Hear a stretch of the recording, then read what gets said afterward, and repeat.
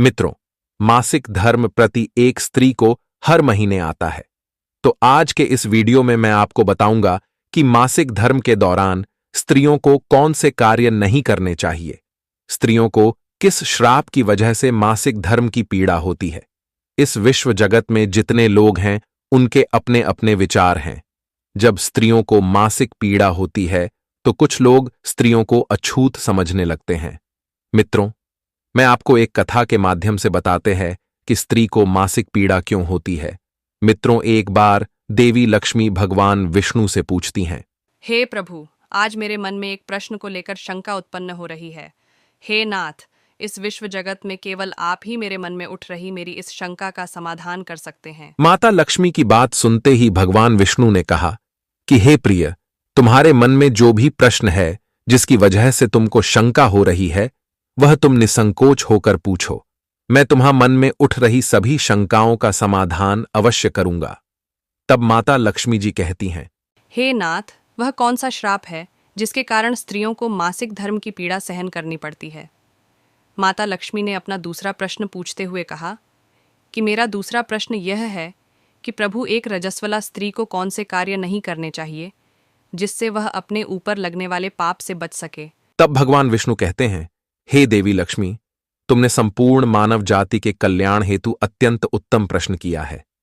हे देवी लक्ष्मी, मैं तुम्हारे इन सभी प्रश्नों का उत्तर मैं तुम्हें एक कथा के माध्यम से देता हूं। एक बार गुरु बृहस्पति इंद्रदेव से नाराज हो गए थे और इस बात का फायदा उठाकर असुरों ने देवलोक पर आक्रमण कर दिया और इंद्रदेव को अपना सिंहासन छोड़कर भागना पड़ा। और असुरों से खुद को बचाते हुए इंद्रदेव सृष्टि के रचनाकार ब्रह्मा जी के पास पहुंच गए और ब्रह्मा जी को सारी बात बताई। तो ब्रह्मा जी को जब यह पता चला कि देवलोक पर असुरों ने कब्जा कर लिया है, तो ब्रह्मा जी ने इंद्रदेव से कहा, यदि तुम्हें देवलोक वापस पाना चाहते हैं तो इसके लिए तुम्हें एक ब्रह्मज्ञानी की सेवा करनी होगी। यदि वे प्रसन्न हो गए तो तुम्हें देवलोक वापस मिल जाएगा। ब्रह्मा जी कहने पर इंद्रदेव एक ब्रह्मज्ञानी की सेवा करने लगे।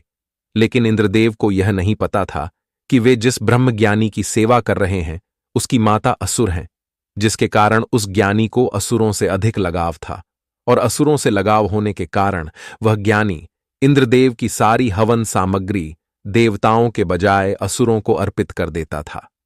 जब इंद्रदेव को इस बात का पता लगा तो उन्होंने क्रोध में आकर उस ज्ञानी की हत्या कर दी और भगवान विष्णु ने ब्रह्म हत्या जैसे पाप की सजा से बचने के लिए इंद्रदेव से कहा कि हे इंद्रदेव, इस पाप से बचने के लिए आपको पेड़, भूमि, जल और स्त्री में अपना थोड़ा थोड़ा पाप बांटना होगा और सभी को एक एक वरदान भी देना होगा। और भगवान विष्णु के कहे अनुसार इंद्रदेव ने सबसे पहले पेड़ से पाप का एक अंश लेने का अनुरोध किया। तब पेड़ ने पाप का एक चौथाई हिस्सा लिया, जिसके बदले में इंद्रदेव ने पेड़ को वरदान दिया कि मरने के बाद स्वयं ही पेड़ अपने आप को जीवित कर सकता है। इसके बाद इंद्रदेव के अनुरोध करने पर जल ने पाप का कुछ हिस्सा ले लिया और बदले में इंद्रदेव ने उसे अन्य वस्तुओं को पवित्र करने की शक्ति प्रदान की। इसी वजह से हिंदू धर्म में जल को पवित्र माना जाता है और पूजा पाठ में इस्तेमाल किया जाता है।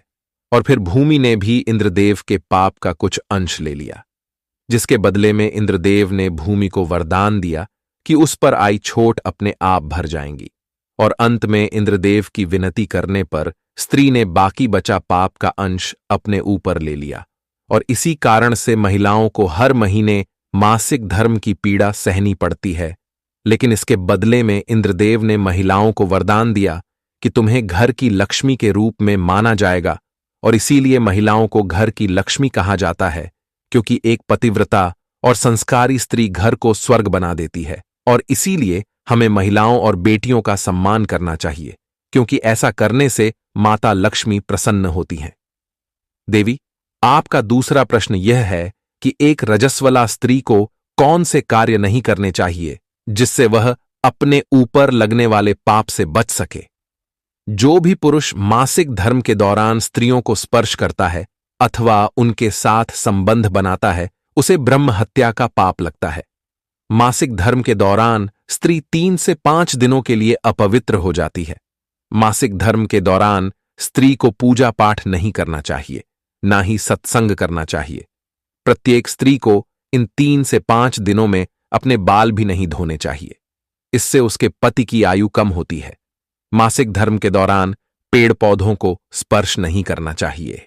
रजस्वला स्त्री के शरीर में 3 से 5 दिनों तक ब्रह्म हत्या का पाप निवास करता है और 6वें दिन ही वह स्नान करके पवित्र हो जाती है। अब माता लक्ष्मी कहती हैं, हे प्रभु, आज आपने मुझे बहुत ही महत्वपूर्ण ज्ञान दिया है। मैं भी आपको वचन देती हूँ, जो भी स्त्री मासिक धर्म के दौरान पूजा पाठ करेगी, पति के साथ संबंध रखेगी, उसके घर में मैं प्रवेश नहीं करूँगी। तो मित्रों, यही कारण है कि मासिक धर्म के दौरान किसी भी स्त्री को छूना पाप माना गया है। मासिक धर्म के दौरान स्त्रियों को यह कार्य नहीं करने चाहिए। मित्रों, आपको हमारी यह कथा कैसी लगी? हमें कमेंट करके अवश्य बताएं। वीडियो अच्छी लगी हो तो वीडियो को लाइक जरूर करें। कमेंट में जय श्री हरि विष्णु अवश्य लिखें। साथ ही चैनल को सब्सक्राइब करें।